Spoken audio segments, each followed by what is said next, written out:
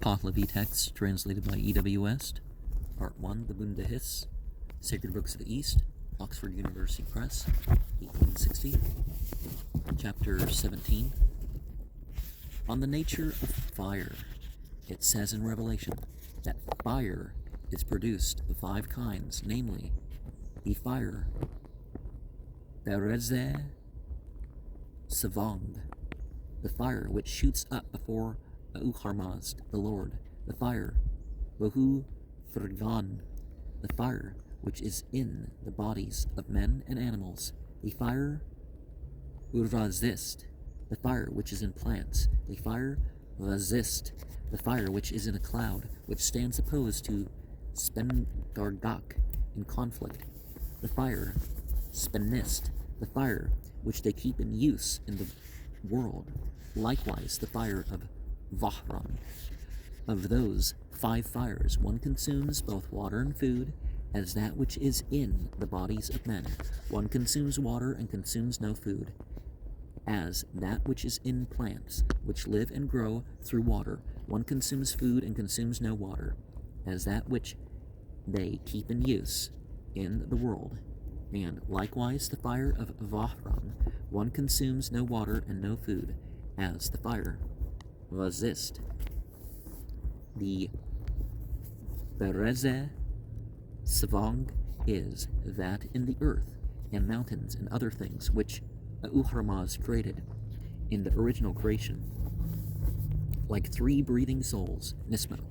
Through the watchfulness and protection due to them, the world outward develops, Bakshe. And in the reign of Takmorup, when men continually passed on the back of the ox Sarsapak from Kvaniros to the other regions, one night amid the sea, the wind rushed upon the fireplace in which the fire was, such as was provided in 3 places on the back of the ox, which the wind dropped with the fire into the sea, and all those 3 fires, like the 3 breathing souls, continually shot up in the place and position of the fire on the back of the ox, so that it becomes quite light, and the men pass again through the sea.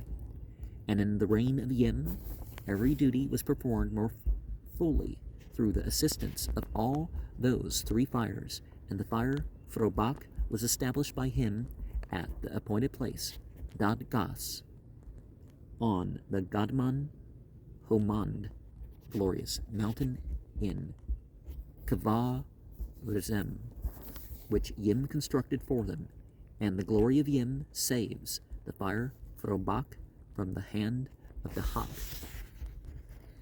In the reign of King Vistasp, upon revelation from the religion, it was established out of Kava Rizem at the Roshan shining mountain in Kavulistan, the country of Kabul, just as it remains there even now, the fire Gusasp, until the reign of Kai Khusrob continually afforded the world protection in the manner aforesaid.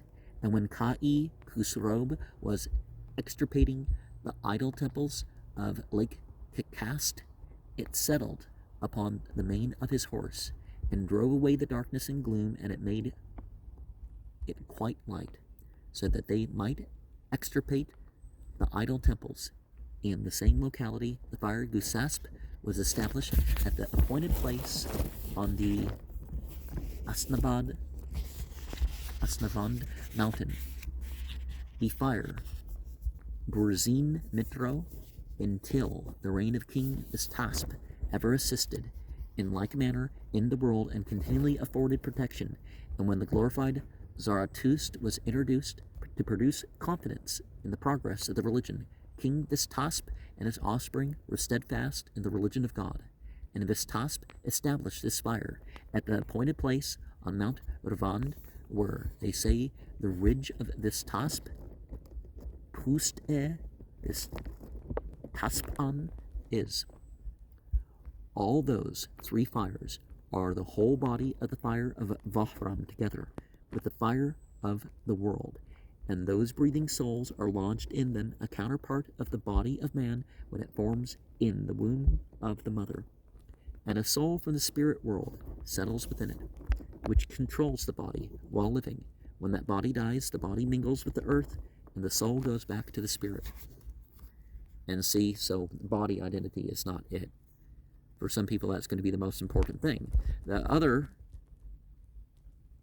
could be that these fires and waters and stuff that are used or referred to, and lands and all that, refers to not only some general cosmological statement, but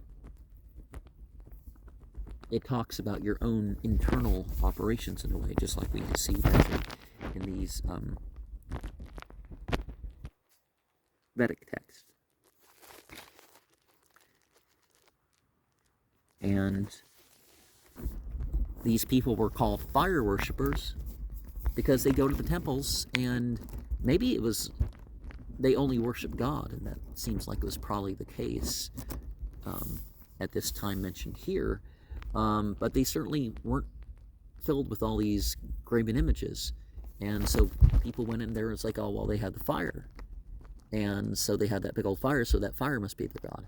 And particularly since the people we call Hindus are, do include those who worship the fire.